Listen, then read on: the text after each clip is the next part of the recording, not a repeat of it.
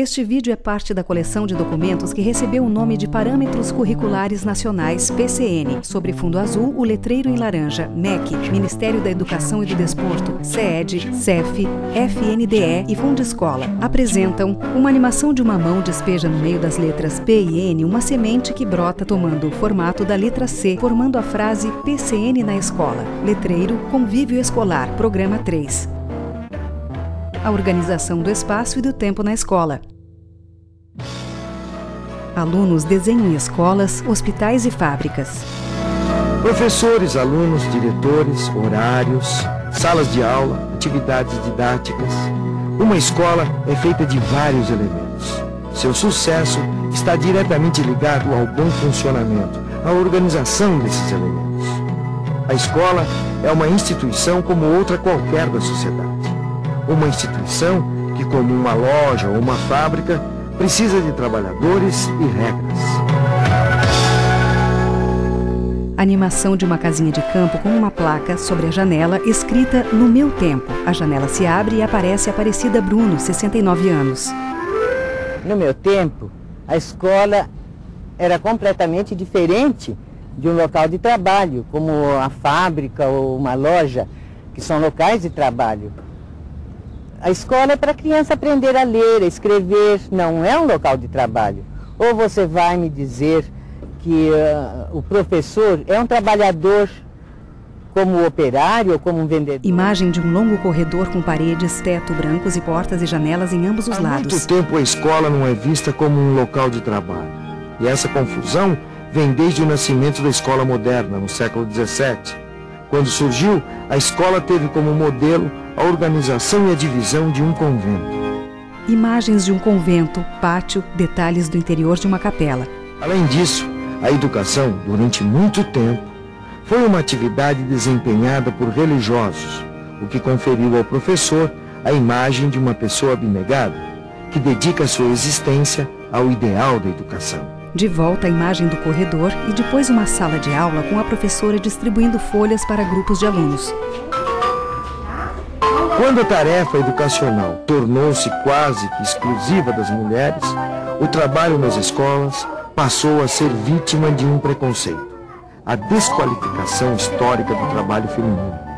Segundo essa visão equivocada, as mulheres não estavam trabalhando, mas apenas se ocupando com as crianças. Uma situação que se prolonga até hoje. Rosimeire Oliveira, professora. Eu gosto muito de dar aula, adoro o meu trabalho. Só que tem muita coisa que deveria mudar, e para melhor. Como, por exemplo, o currículo, o horário das aulas. Mas antes que haja mudança, eu gostaria de saber quem organizou a escola desta maneira. Quem dividiu os alunos em faixa etária? Sala de aula, primeira série, 7 anos. Nem sempre foram divididas por faixa etária. Na Idade Média, era comum crianças, jovens e adultos frequentarem a mesma Quinta sala. série, 11 anos. Só bem mais tarde, no século XVII, é que as crianças começaram a ser diferenciadas por capacidade e idade. Oitava série, 14 anos. Peças em movimento de um quebra-cabeças montam o rosto de um menino. Letreiro, século XX. Fernando tem 10 anos, mas ainda está na segunda série. Repetente, ele estuda numa sala onde a maioria dos alunos tem 8 anos. Imagens de Fernando na sala de aula. Fernando está perdendo a vontade de ir à escola. Desajeitado no meio dos alunos menores e separado dos amigos da mesma idade, Fernando não se sente bem na sala de aula. E o caso dele não é o único. Hoje, o problema vivido por Fernando é responsável pela maior parte das exclusões de alunos repetentes. Enquanto Fernando brinca com um peão, 2 colegas o observam. Imagem de um relógio com seus ponteiros em movimento rápido. Aparece escrito dentro dele a divisão do tempo.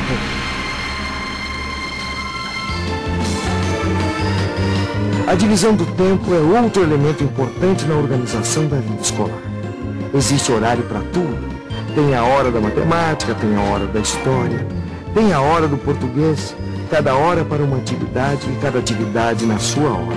Como se uma não tivesse nada a ver com a outra. A professora Rosimeire escreve os horários das atividades na lousa. Para mim não dá certo essa separação de matéria, cada matéria no seu tempo.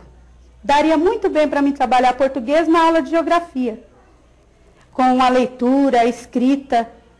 Na aula de matemática, por exemplo, daria para aproveitar a geografia, com estatística, dados. Seria uma aula muito interessante, sem a divisão de tempo. O relógio marca 9h20. As crianças saem correndo da sala de aula e vão para o pátio brincar e lanchar.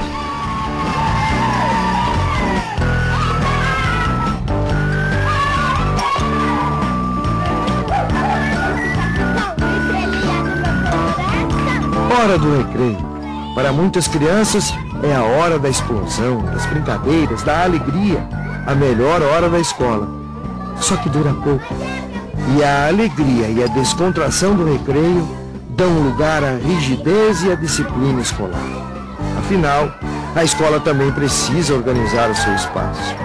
E para isso, ela distribui os alunos segundo uma classificação, que na maioria das escolas se dá através das filas. Assim, cada aluno ganha o seu lugar, em ordem e sob controle. Professora Rosimeire Oliveira. A relação entre aluno e professor pode ser mudada. Não precisa ser do mesmo jeito. Os alunos ficam muito presos. Se for mudado, seria muito melhor. Até mesmo entre nós, professores. Se a escola fosse organizada de outra forma, seria muito melhor. Peças em movimento de um quebra-cabeças montam o rosto de um menino, letreiro, século XX. Carlos Augusto tem 8 anos e é o aluno mais rápido da sua classe. É ele sempre o primeiro a terminar os exercícios. Peças em movimento de um quebra-cabeças montam o rosto de outro menino, letreiro, século XX. Já o ritmo de Jorge é bem diferente. Mais lento, ele quase sempre é o último a terminar os exercícios. Terminei, professor. Carlos Augusto e Jorge se entreolham e sorriem.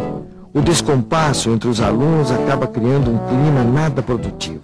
De um lado, o que terminou primeiro fica impaciente. De outro, o que tem mais dificuldade fica nervoso com a própria demora. Esse é um tipo de situação que merece reflexão. Será que não é o momento de se discutir o tempo que cada atividade precisa ter? Será que uma aula tem que necessariamente durar 40 minutos? E os alunos que têm ritmos diferentes? O que fazer com eles? É claro que ninguém quer separar as crianças a partir das suas habilidades. Não se trata disso. O fundamental é ter flexibilidade, é saber entender as diferenças entre as crianças e saber lidar com elas. Novamente os dois se entreolham e sorriem. A animação de uma casinha de campo com uma placa sobre a janela, escrita "No meu tempo". A janela se abre e aparece Alberto Bonoro, 66 anos. No meu tempo não tinha disso não. Ou a criança fazia no tempo certo e perdia o bonde, ou então ficava para trás. A aluna põe a mão na testa, parecendo em dúvida. Ô, professora, eu não estou entendendo. Professora Rosimeire se aproxima da aluna. É claro que as normas têm que ser respeitadas. Não se trata de acabar com elas. O que se propõe é a criação de novas regras que favoreçam a responsabilidade e a solidariedade entre os alunos e os professores. Afinal, uma escola pode e deve ser mudada.